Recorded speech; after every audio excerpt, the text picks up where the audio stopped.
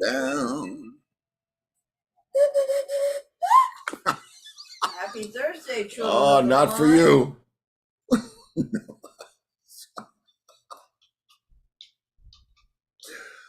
Oh.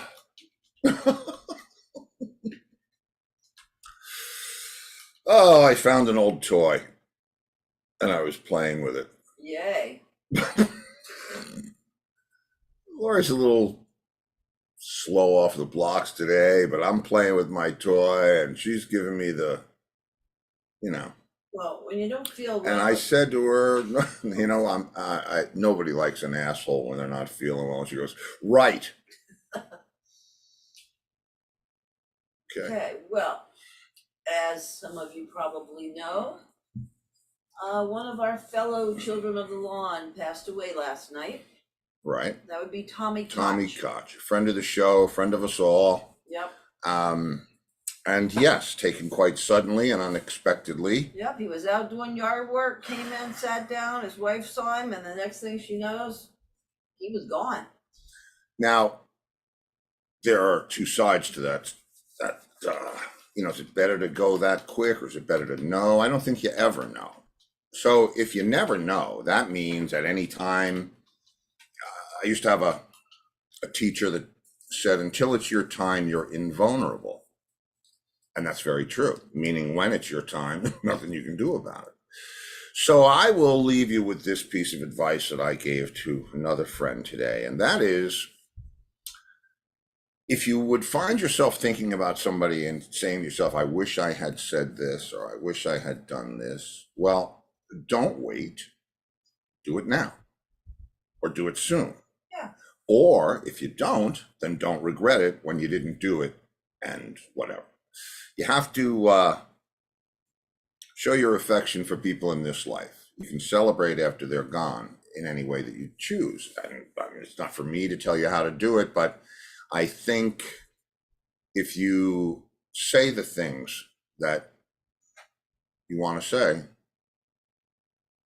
Well, Laurie says every day is a gift. That's right.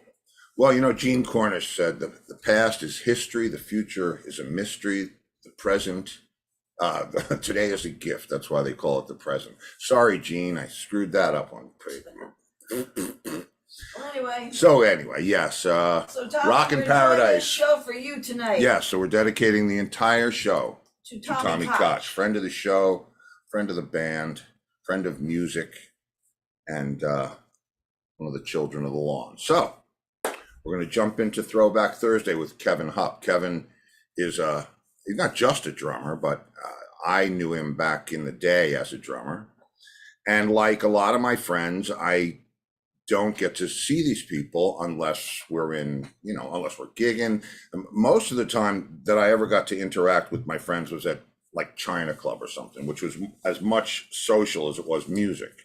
If you're playing in a club, it's a lot different than if you're jamming at a club, because you see people, hey, Charlie Drayton, haven't seen you in forever. But if I just called Charlie up out of nowhere and said, hey, Charlie, it's Steve Luongo, how you doing? Be like, what do you want? Yeah, like, Gotta want something. Nah, I just called up to talk. How are you? Just doesn't really happen. So this show has been a real gift for me because I've been able to do that and not feel weird about it. And Kevin is one of those people. I spent a lot of Mondays and Wednesdays with Kevin, and we've passed off a lot of drumsticks. The thing at most of the pro jams in the city, you play your however many songs, and then you turn it over. Somebody wanders up towards the stage. If you want to get off, you offer them the sticks. If they want to get on, they ask for the sticks. And I think Kevin, as much as any other drummer in those days, I think I handed the sticks off to Kevin as much or more than anybody else. And he's a fantastic player and a really good guy. So I decided to edit up his show a little bit and throw it back for you. So we're just going to jump right in because it's long. What else is new? So anyway, here we go. Kevin Hupp, Throwback Thursday. And we'll be right here. That's right. Watching along with you. Come in.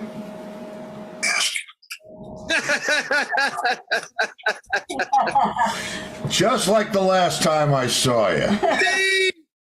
Leaning over me with that smile on your face. How are you, man? Just like the last time I saw you. Uh-oh. A smile on your face. How are you? Yeah, we're hearing the show back. Are you listening on Facebook? Hold on a minute. Hold on. I got a double thing. I got a double thing happening here. Yeah, we're hearing the show back. Take your time.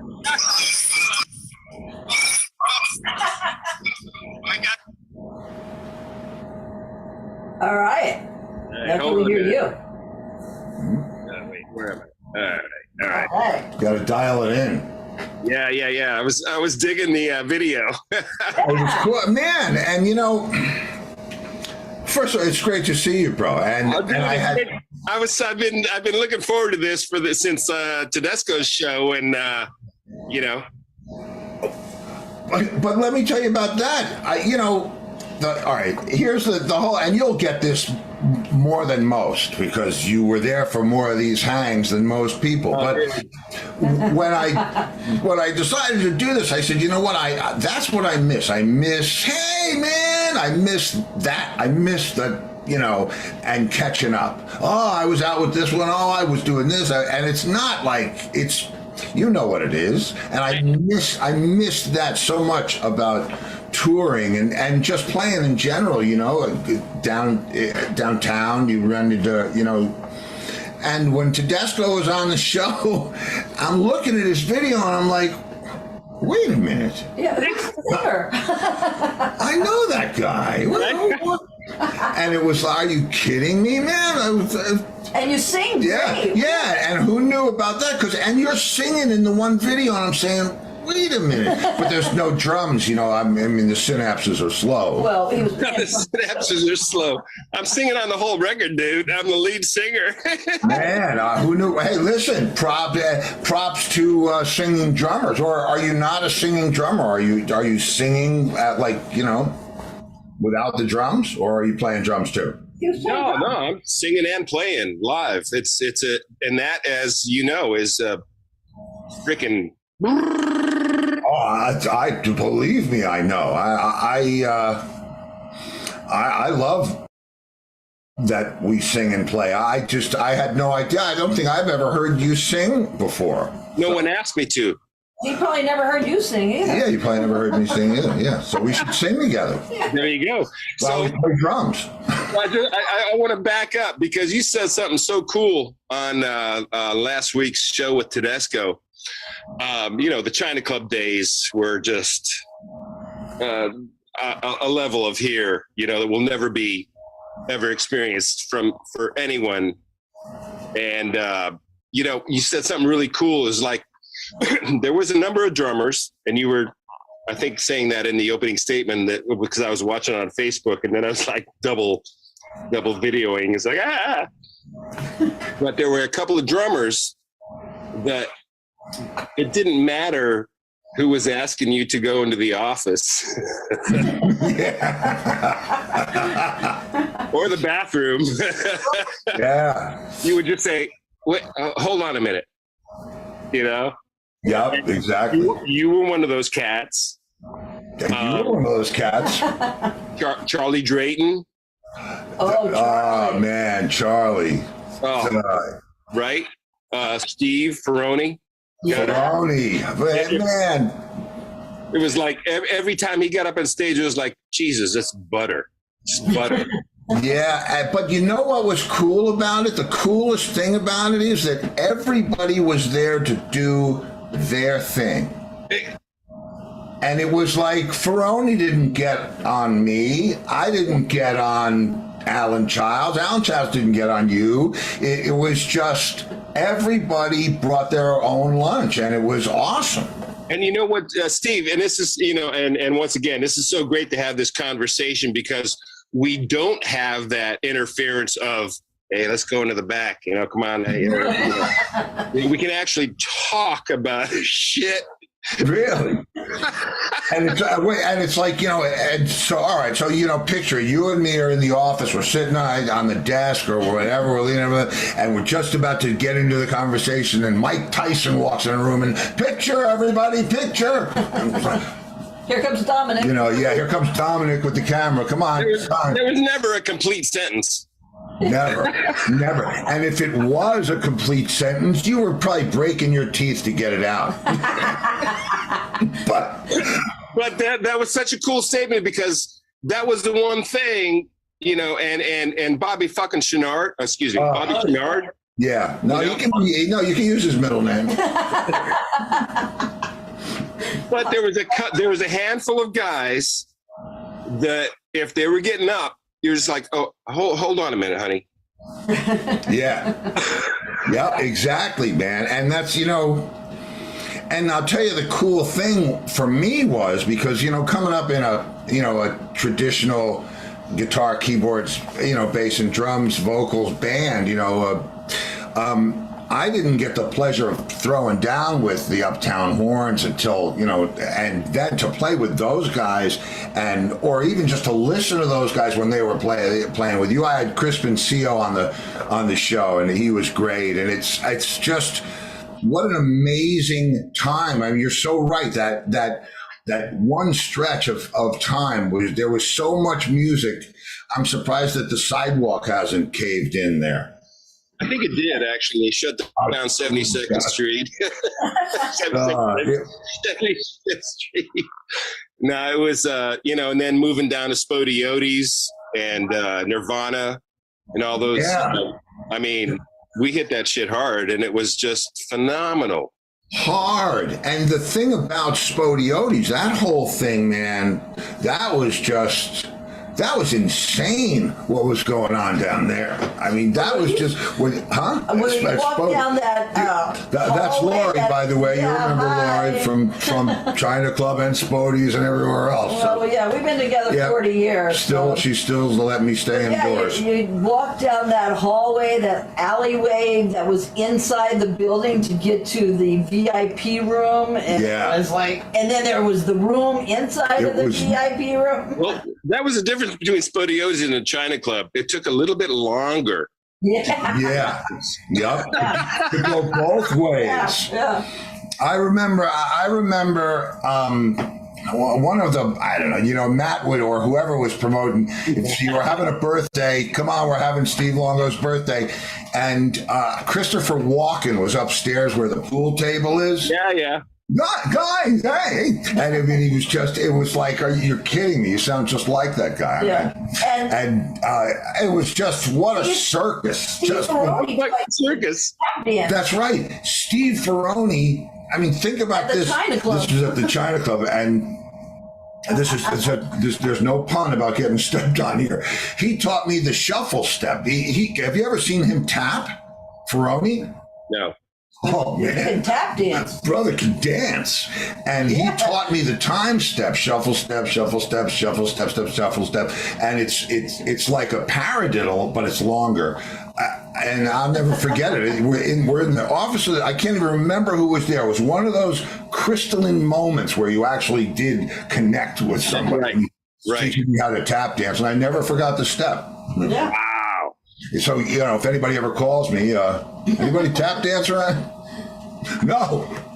Well, like I said, that makes sense because Steve's, every time he got on stage, it was like butter. And like, you just look at him going, he's not doing anything crazy. He's not doing anything fancy, but oh my God, it just feels so right. It's the way he breathes. You know what I mean? But I could say that about anyone, not for the same reasons, but I could say that about any one of the guys that used to get up there. No, exactly. Different reasons. And you said that right. We were just doing what we did, and speaking for myself, I never thought of myself as doing anything different. I just did what I did, and so it worked for some people. Right, and I get that. It's funny. I was listening to old tracks of me playing with this one or that one, and we make it ours. I think that's the thing. That's the very thin line when you work with other players. Do you want me to make it mine? Do you want me to pretend that I'm that, or do you want me to, do we take it to the next step? And when you connect with somebody like that, right, man, there's nothing better. Yeah. Which leads me to and I'm sure, and this is great to have a discussion with another great drummer, in a calm environment. Like with Derringer. And I was thinking about this because, I've had as you have, a long career it's been a hell of a ride. But like with Derringer, he had that band all for one kind of mentality. It's just like, yeah, storm the stage, own it, kill it, as I'm sure, Entwistle did or any, your projects. Why don't I hear you now? I lost audio all of a sudden. Can you hear me? I hear you, Kevin. Hold on. He doesn't hear you. He's going to get it back. Don't worry. Here he comes. Can't hear you, Steve. Anytime. What the hell did I do wrong? I don't know. Nothing. Lori would say, don't point that out to anyone. Watch and learn. Am I freaking? No, I'm calm. I'm collected. Hello? I know it's going to come back. I hope. Or it'll be a terribly boring show. And what? You know what? I'm going to go ahead, guys, to where the talking is because we don't need this shit. The hell happened? I messed it up, Kevin. I'm sorry. Steve, I can't. This is crazy. All right, well, you're going to go out and come back in. Yeah, but Rick, about Derek. Yeah. And I was going to tell you, and you said you were talking about storming the stage. This is coming to you from a serious pothead.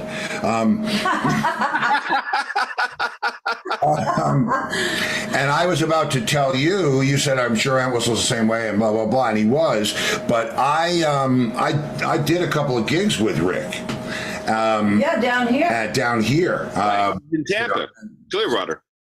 Yeah. And he's he's a serious guy. I mean, we had like rehearsals every week for this thing that we did at Universal. So I know what you're talking about. Charlie Torres. Yeah, Charlie. Was Charlie playing bass with you? What? Charlie Torres? What?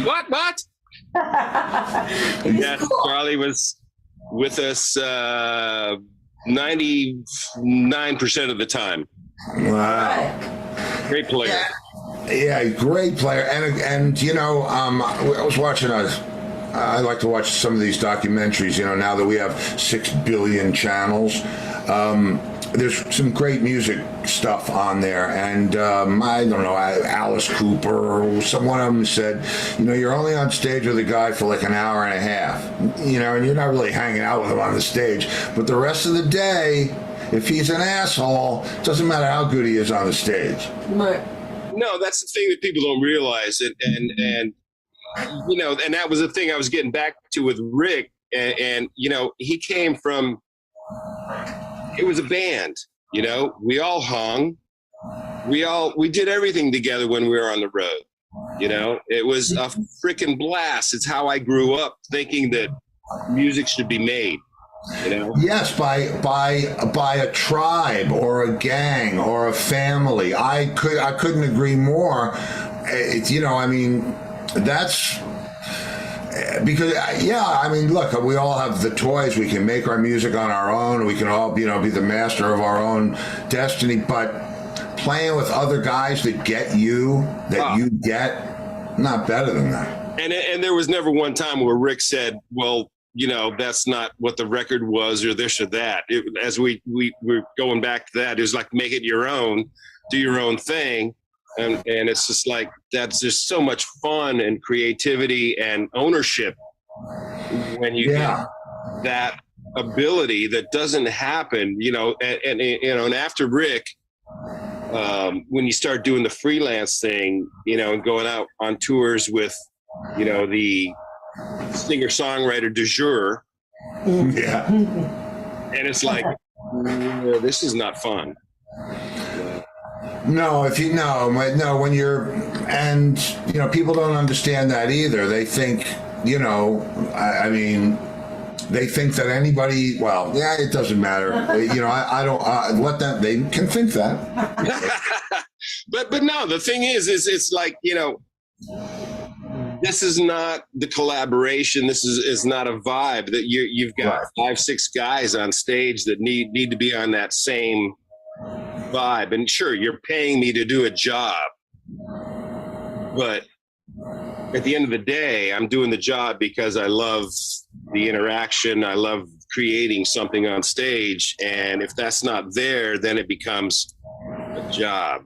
Right? And trust me, I get that. I totally, especially, and luckily, I've been in the big things that I've done, the keystone things in my career. I've always been in an equal position.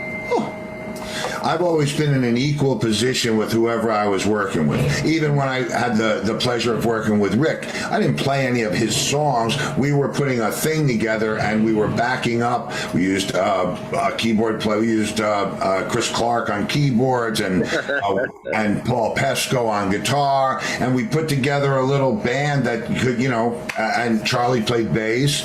And we did Michael Bolton songs and we did Robin Sanders songs. And it was cool because he was all about, and not the business, all about the business of the music. Yeah. And Dickie Betts, it was a lot of woodshedding in that little rehearsal space, but it was great. He was, Rick, I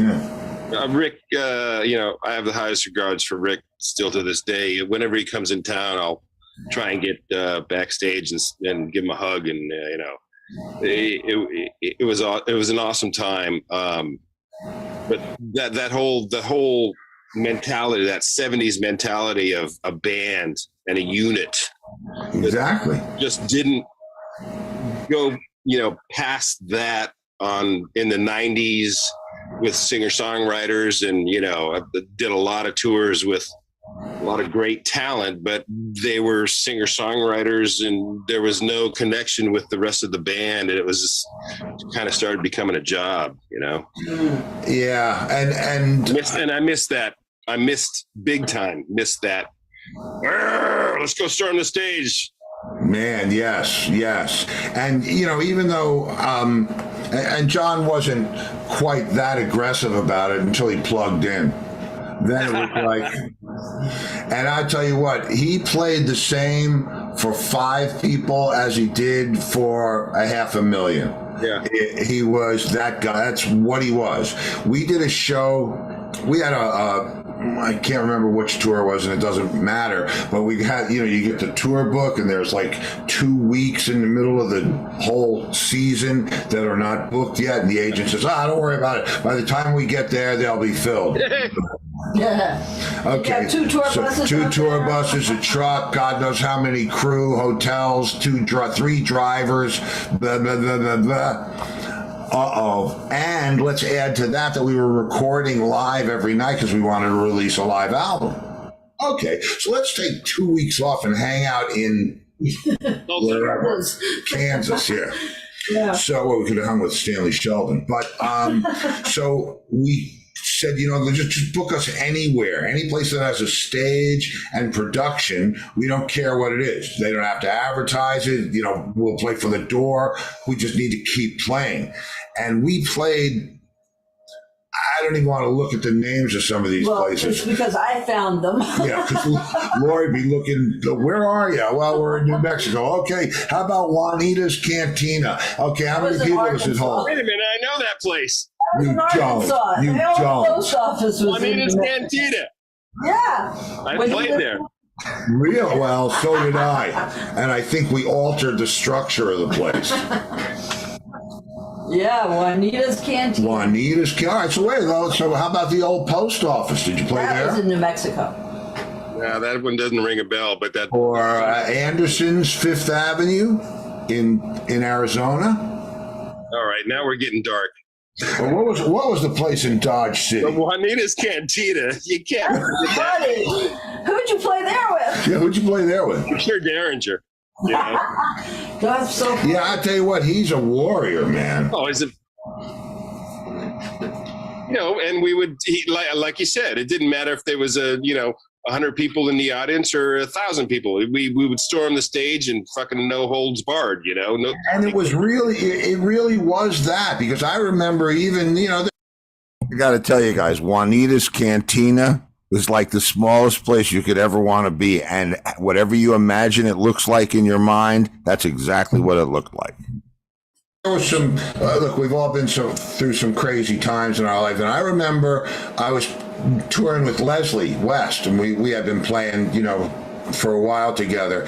And all of a sudden, Rick is opening up for us. And it was like, oh, man. And he brought it. I'm not sure that, do you remember opening for? No, that would have been. No, it was probably Tommy Curiel playing. Yeah, it was Tommy.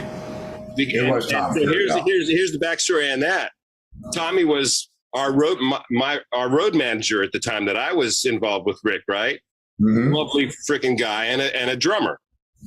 And I was one of those idiots that, you know, I'd record the show, every show. Not idiots, but I was that anal that I'd record the show, live show. Guilty. You too? Guilty. Yep. Guilty. And then I'd work on chops on the tour bus. I'd listen to the show. I'd listen to, that fill wasn't great, or this section could be better. You know, I'd analyze every frickin' night, and then the party was on after I did my business. You know, after I took care of shit. And and Tommy and I used to show Tommy all my drills and stuff that I learned and on the tour buses. And makes sense.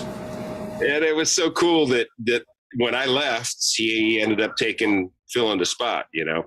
Well, and that's amazing that you say that, because he was a great tour manager, because he was actually, I think he was our stage manager for this Universal thing. It was a hurricane relief, you know, Musicians for Disaster Relief thing. And Rick was putting it together, and he didn't have he wanted to do it. He didn't have a 501c3, and I did, which is a charity. And so the Red Cross they won't let you give them money unless you. Yeah, they won't let you. It's really weird. Put on a show and say it's going to them unless you have. Yeah, you can't use their name unless you're guaranteeing that whatever. And so look, it doesn't matter to me. And so we got together, and I said, well, look, I'll get guys, you get guys, and we'll do what we do. And it wound up being a really good show. It was a lot of fun. Well, it's good people. Everybody was good people involved, Yeah. But so I got a question for you. Sure.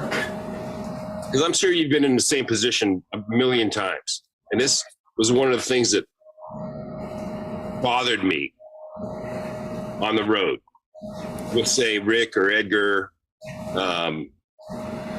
these iconic records that they created.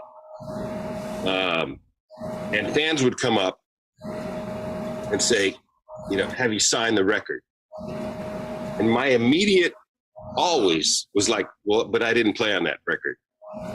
Mm-hmm. Yeah. Yeah, I wouldn't sign those either. That wouldn't, thank you. No, you can't. That's John wouldn't sign. There was stuff that Entwistle wouldn't sign of his own. The one with Pete. That very famous black and white poster with Pete like this, Maximum R&B. He wouldn't sign that. Something happened when they did that, and that was it. And John, I don't sign that. Well, because it was just Pete on the. Yeah, but there had to be there was a row over it somewhere, and that was it. And then there was another thing that happened, and I won't say the guy's name, but I guess it doesn't matter if you're a Who historian. One of Pete's friends wrote a book about the early Who, right? I don't know. Maybe it was called Maximum R&B. And when people would bring that to meet and greets, John would look at it and he'd grumble and he'd open up the cover and he'd go, "This book is fucking fiction, John Entwistle." Every time. Yeah. Every time. I'm not saying I had that attitude, but it's like, wait a minute, that's Chuck Ruff on drums on this record. Yeah, I didn't play on this record. And people would look at me, well, we'll sign it anyhow. And I always felt like, yeah. No, that's, first of all, that's wrong on every level. Right. In my book. Number one, if you're getting a signature for posterity or for some kind of lineage or historic value or whatever it is, this is especially that kind of archival stuff. Yeah, like you don't want to say, "Oh, who's this guy?" Well, wait a minute. No, he wasn't. Who's that guy? You know what I mean? I always had a problem with that. I'm glad. Yeah, me too. I'm glad it wasn't just me. No, it's not you. I don't think it's anybody that And John didn't want to talk about the Who on radio interviews. I would set up the radio. Trust me, no one else in the band had a problem signing those records. Hey, you know what? But so why? You know what I mean? It's like I would feel illegitimate, me personally, doing that. I especially a Who record, Tommy.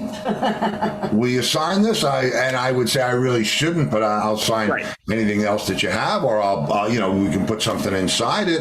And now, it's same thing. They only came out at night. The Edgar Winter record with Frankenstein on it. I can't tell you how many times that was put in front of me to sign. I'm like, that's Chuck Ruff, dude. I have. I digress. Did I ever tell you my Edgar Winter story? I doubt it. No.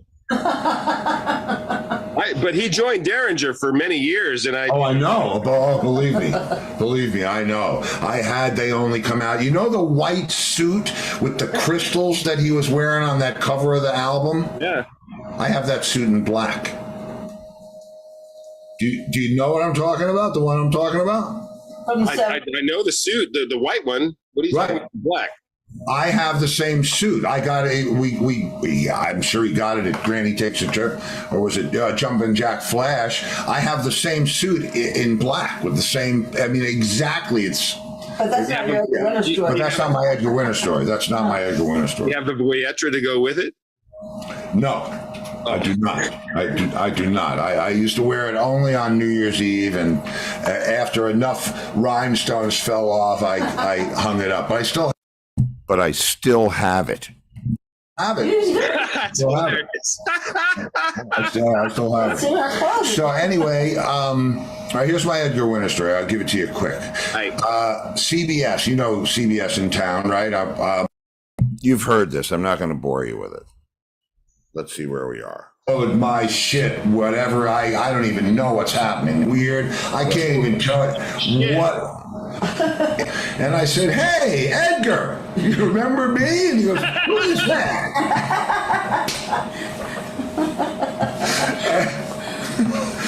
"Who is that?"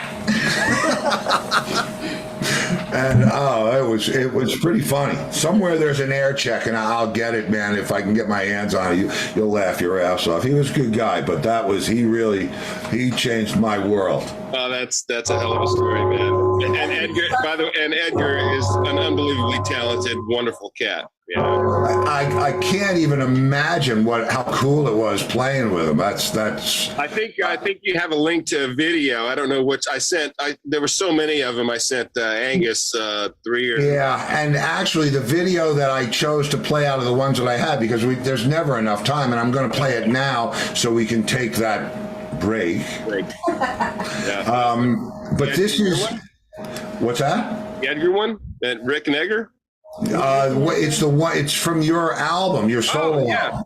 All right. You want to set this up?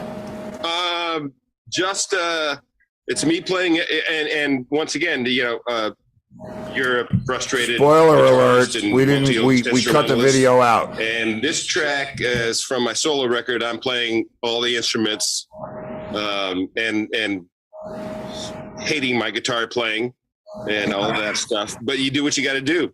And yes, you do, man. I think it's a good track. I think it's a. Sorry, I'm stepping on you, man. Go ahead. I was just a cat before, and I'd played on his records, and he was unbelievably. It was such a. I just couldn't believe the cat that I met was the Iggy that I thought I was going to meet. It was so cool. Oh, you mean how different? How different he was in person. And it was a pleasure, absolute pleasure. We had a great time, and super intelligent cat. Oh, you can tell that. I mean, those guys, the smarter they are, the crazier they are. I mean, So, before every show, he'd just disappear. An hour before the show, we'd, having some chat, discussing politics, maybe having a glass of wine, totally chill. And then he'd just disappear. And then you wouldn't see him till you go on stage. And then he'd become Iggy. Wow. Oh, wow. Yeah, you know what? I guess I get that. If you have to drop into that zone, I mean, that's a zone. There's an Iggy zone. Total zone, dude.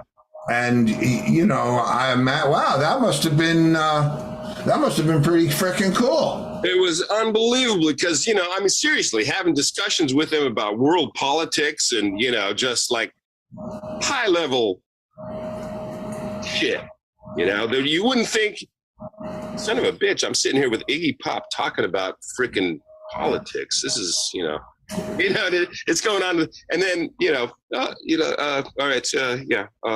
I'll see you on stage. And then gone. That's amazing. And they come up and like,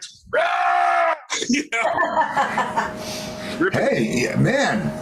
And then after the show, back to the Iggy that was pre-show. How long does it take to get back?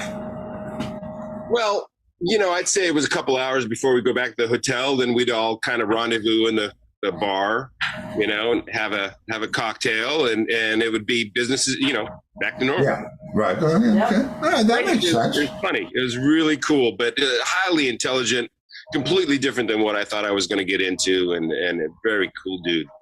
Well, you talk about the instant album. I got a call from Leslie West. Steve, you want to play on my album? I said, sure. When? In an hour. Well, I heard that last week. Yeah. But I mean, dude, I got so many of those stories. Maceo Parker. Oh, I saw him with James at the RKO Theater. I did the Dial Maceo record. Wow. I walked into the studio. Their drummer, I forget sorry, I can't remember his name, hurt his arm mid-session, right? The producer called me in. I'm like, sure. I walk in, there's Maceo. He looks at me and goes, what's your name, son? I said, Kevin? He goes, yeah, my son's name's Kevin. I guess he can't be all that bad. All right, what you got?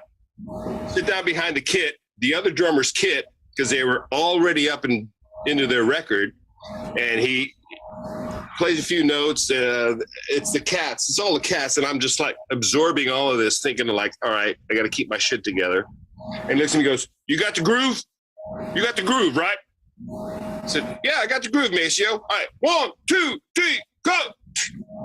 That was it. That was the whole record. Wow. What an awesome experience that was, man. Played on half the record, did percussion on the whole record, and everything was great. It was his biggest selling record that he ever did. The Dial Maceo.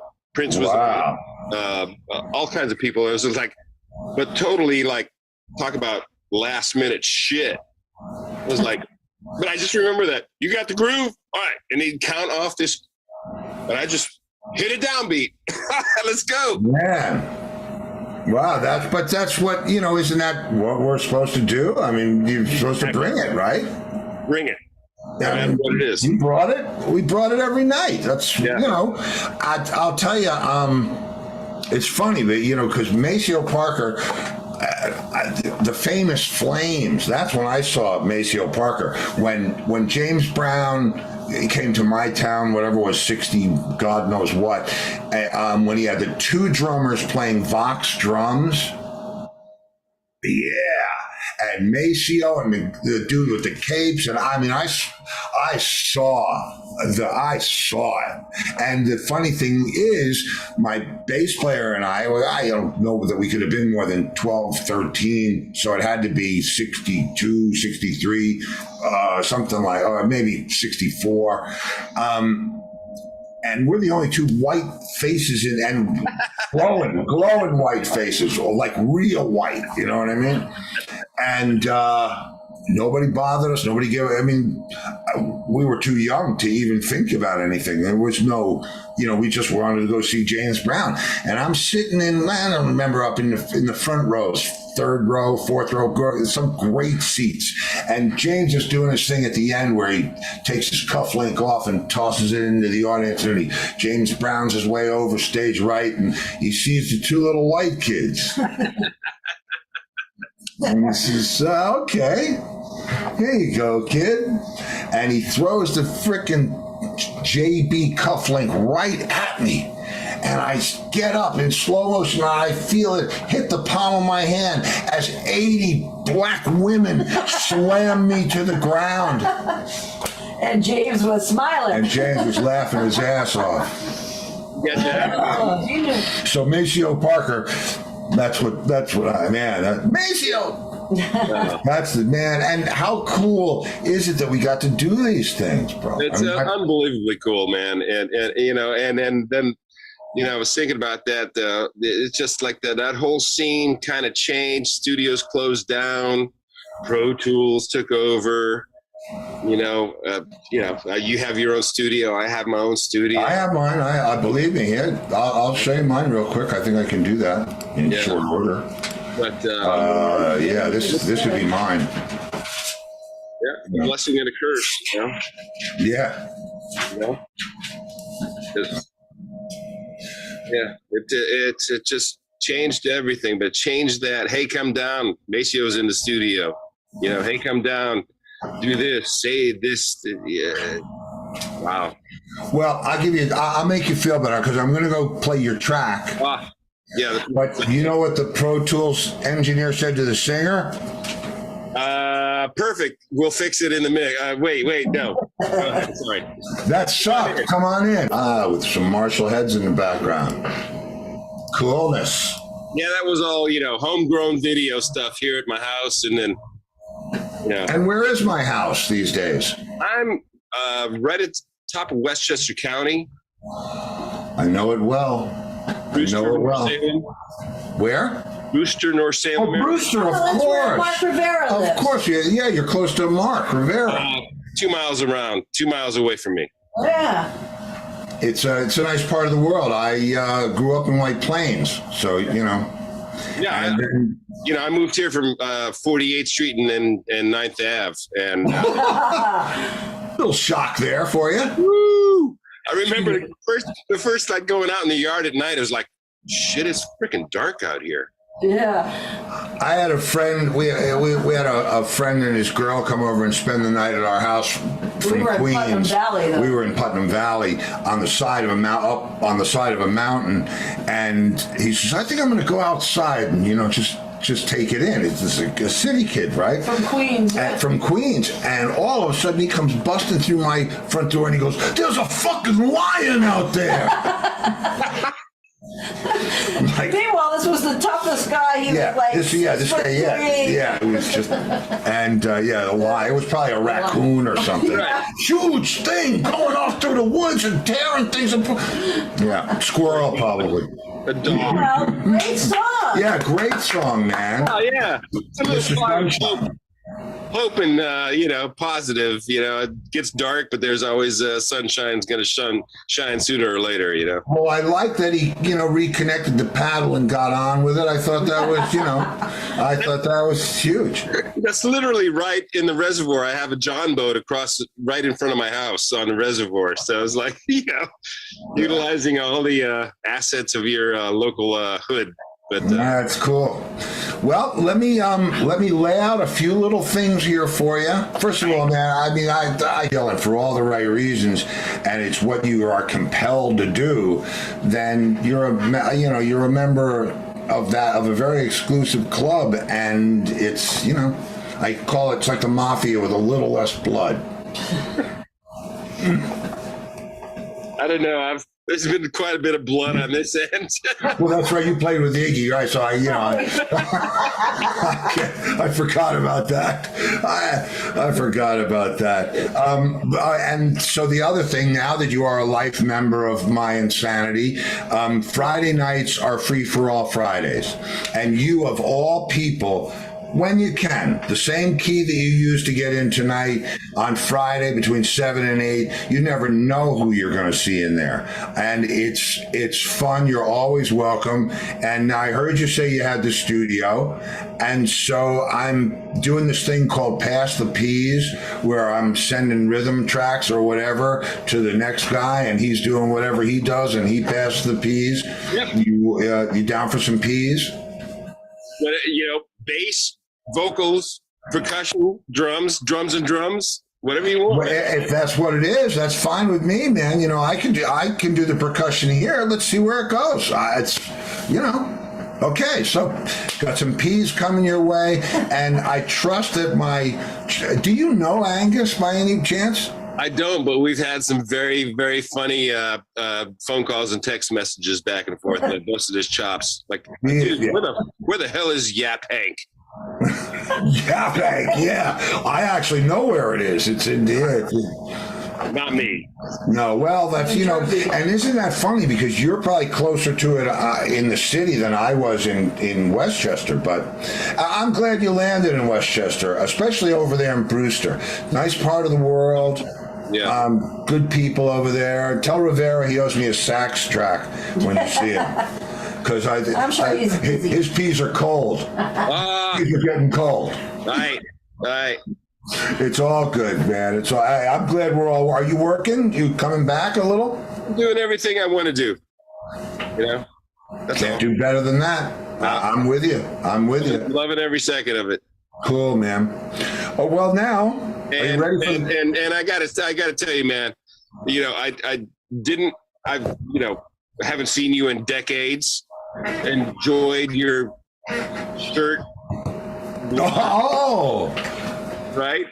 But I had no idea what an awesome host you are.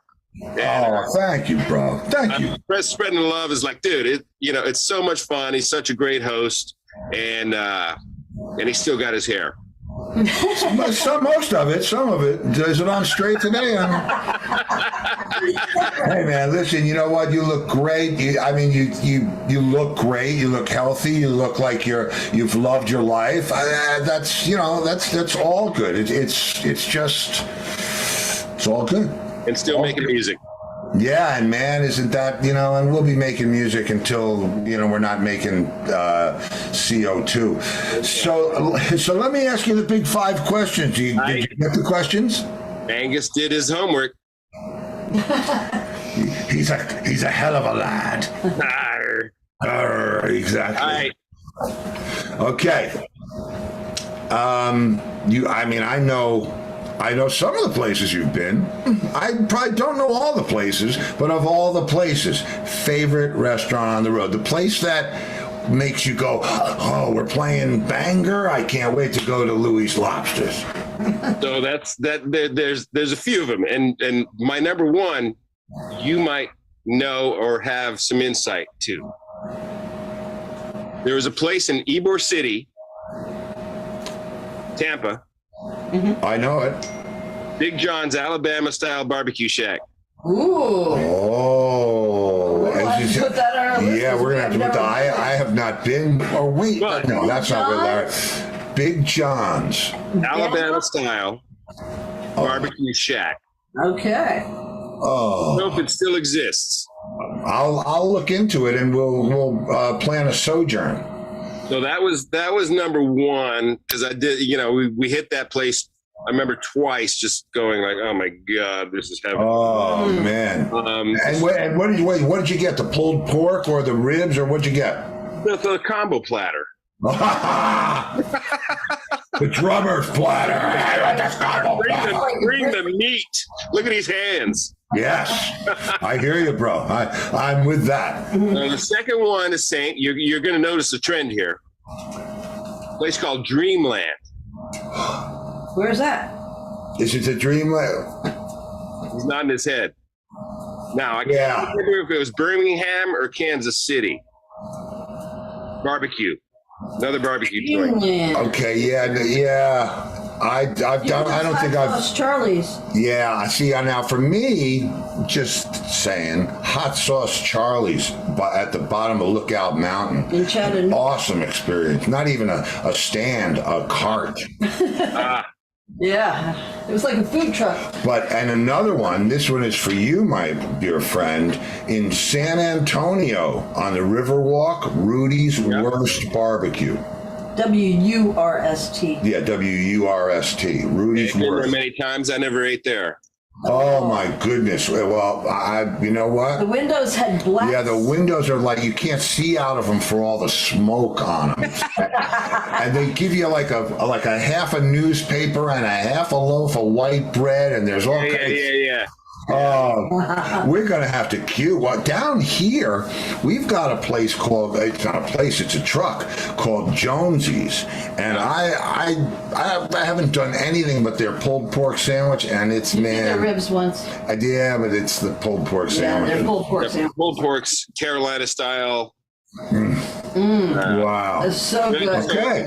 Then there was a place in Austin on the other side of 35. It's another little shack, but it was all barbecue places for me. The shacks are the best. That works for me, man. I mean, I'll tell you what, if you're going to eat sushi, do it in Japan. And if you're going to eat barbecue, do it here. I got my first case of food poisoning in Tokyo eating sushi off the street. Off the street. Oh. Yeah, no. I thought the same thing. I'm like, I'm in Tokyo. I can eat sushi anywhere. We were staying at this high-end hotel right downtown. I walk out, there's a food truck there, a food cart there, sushi. I'm like, give me everything. I go back to the hotel room. It's like, I was in the hospital. Oh, man. See, now I had a much different experience than that. It was the promoter that took us all out, and it was. I mean, there was Ann Wilson, Todd Rundgren, Alan Parsons, Entwistle, and the rest of the troupe. David Pack. So we probably weren't. We probably went to a good place. But I can't imagine that. It was unbelievable. It literally was in the hospital, and that was, I don't know if you're going to show the Derringer Edgar Winter Frankenstein video, but I had just gotten out of the hospital right before that show. I didn't. Angus didn't encode that one for me, so I don't have that one. But to be continued. We're gonna have to. There's a part 2. Yeah, we're gonna have to do part 2 because Way too much to talk about. We didn't even get into bathroom yet. We're not even in the office yet. We're still trying to walk by the VIP. The red rope just parted. Exactly. Well, Carmine Rojas said, did anybody ever really use that toilet to see if it worked? Carmine Rojas, yeah. Did anybody actually use that bathroom for, does it really work, the toilet? I wouldn't know. I would. Well. I got 3 kids now. I plead the 5th. Okay, that's okay. We used to drink the 5th. Now we plead the 5th. Okay, that's all right. 3 kids. Yeah, man. Wow, awesome. And you've been married to the same girl for all these years. 29. Well, I didn't get 24 years. 23. That's enough. Yeah, that counts. Sure does. Oh, it's great. It's great. Big difference. Yeah, no kidding. Well, that's all good. Right, Question number 2. Okay, so question number 2. When the set list comes out, your favorite song to play live, doesn't matter where you are, what band, favorite song? Frankenstein. Ooh, real good one. Now, conversely, see this one on the set list, it's like, oh, no, I can't play this song again. Hang on, Sloopy. Oh, I get that. I get it. Rick, sorry about that. Actually, at one show, I forget where it was, started doing this Montuno Latin groove in the middle of Sloopy that became the standard live version.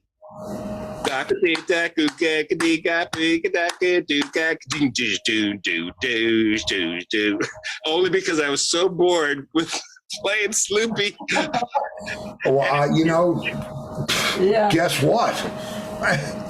It's like, I get that. Okay, good one. Hang on. Sandy Gennaro said Freebird. Yeah, Sandy Gennaro said Freebird. At the jams, Yeah. That really doesn't lend itself to a Montuno. No, it doesn't, but we could try. Okay. And this doesn't count for all of the other instruments. It only counts for drums. Instrument other than drums and vocals. You can't be like Christina Aguilera. An instrument other than yours that you'd love to just shred at. Bass. Bass? Bass guitar. Wow, interesting. Closet bass player, man. And where would you we're not going to go too far, but where would you go with that? Would you go Stanley Clarke? Would you go Jack, I'm 4-string. I had the pleasure to work with Will Lee recently. Oh, hell of a bass player. Unfucking real. Okay, so then you would like to be able to be that versatile Pino Palladino guy who could play anything at any time. Yeah, but all around the 4-string pocket. Nice. Okay. Good answer. And it makes total sense coming from a drummer. You know what I mean? It makes total sense. And by the way, for what it's worth, when I listened to the track, knowing that you played everything, I could hear the lock. And for what you might sacrifice in a chord choice or a voicing or whatever, you've got the lock. I mean, that's the one thing. If anybody's going to do their own stuff, it should be drummers, because at least it's going to be in time. Which leads, and for another conversation, but the fact that drummers, the way that we sit and hear guys, every instrument, I know for me personally, when I'm sitting on stage, I'm hearing this side, I can't make it stop. Analyzing, I'm taking it all in, and then, move on forward. How many great producers are drummers, Yeah, exactly. Reason we hear things from every point of view, you know. Yeah, no, and believe me, I'm a big. I think I took playing my own tracks to the wrong place when I did it back years ago, because I thought I should play them in the studio, and I really shouldn't have. I should have left it to the other people. I think the record that I did. In that, the one record that I did where I played something other than mine would have been better if I probably didn't do that. Hindsight is always 2020. Okay, here's the big one, my friend. And remember, Free for All Friday, anytime. And I will get your details from Angus, call you, I'll pass you some peas. And if you could play one show with anybody or any combination of guys, living or dead, who would it be? That's such a tough one. I saw that question on the email. I'm like, wow, it's just, I've gotten a chance to play with,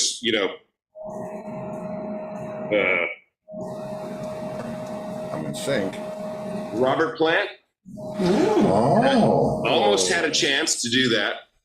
I got close. I got very close to that chance. I think that would be phenomenal.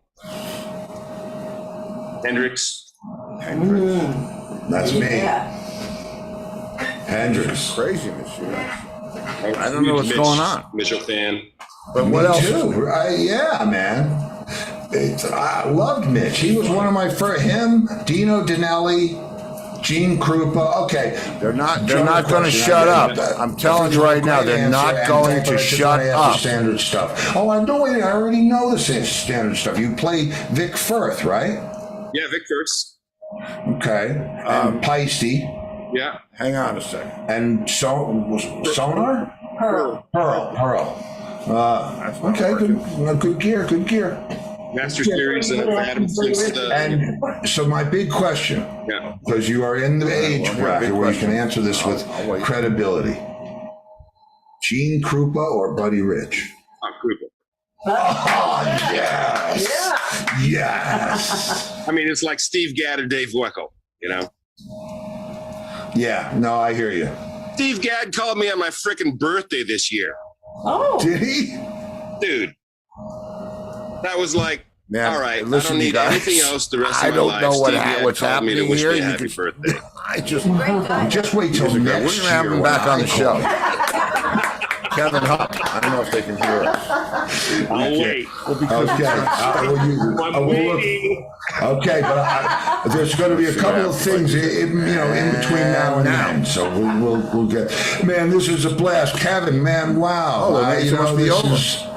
God, all the nights, and Come on, dude. This is just. This is what it's all about for me, the kinship, the joy of it, the fact that no matter what has happened to us on our path, we still keep the joy flame burning. It's still a happy and wonderful thing for us. I don't want to go all hippie on you and everything. Drew Barrymore will start calling me up, but it's, I'm like, I love what we do, and I'm very proud of us.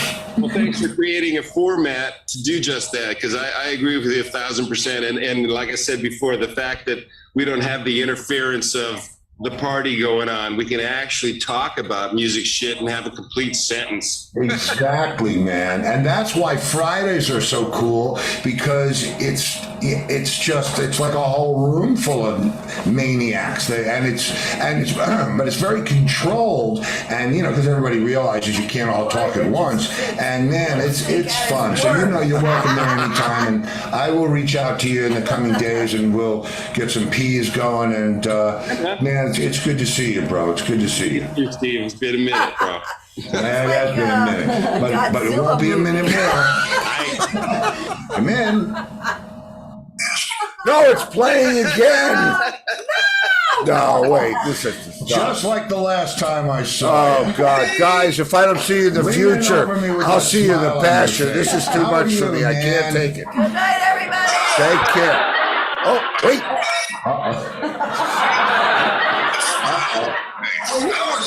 Yeah, we're getting the show back. Are you You can't shut these guys up. All right, kids. If I don't see you in the future, I got a double thing. will you guys shut up? Take your time. I'll see you in the pasture. Oh, All right. That's what we hear you. well, now I got to stay here and see what's going to happen. All right. Got to dial Tomorrow it in. night, Halloween party. That's right. Come in. Did it stop? No, please, no, not again. Starting from the beginning. Oh, I made it stop. And don't forget, tomorrow night, Halloween party. That's right. Halloween party. Just when you thought you couldn't shut them up, you figure it out. And if I don't see you in the future,